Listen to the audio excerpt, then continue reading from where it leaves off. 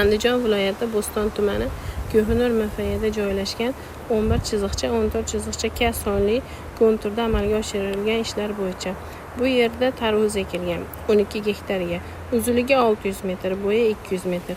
Bu yerda ekilgan tarvuzlarni zamonaviy usullarda parvarishlanmoqda. Tarvuzlar unib chiqib, gullab, meva tugmoqda. Tarvuzlar yetishtirilishi kuni 70 kun davom etadi.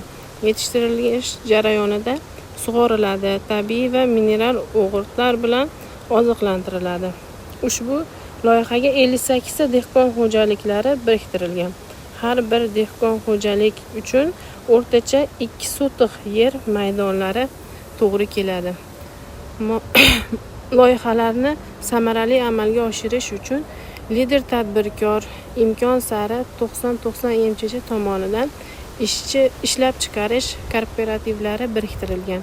Ushbu loyiha bo'yicha har bir gektardan 10 tonnadan jami 120 tonna hosil olish rejalashtirilgan. Mazkur ekin yig'ib olingandan so'ng ikkinchi ekin ham yuqori daromadli ekin turi ekish orqali yer egalarining daromadlarini yanada oshirib boriladi.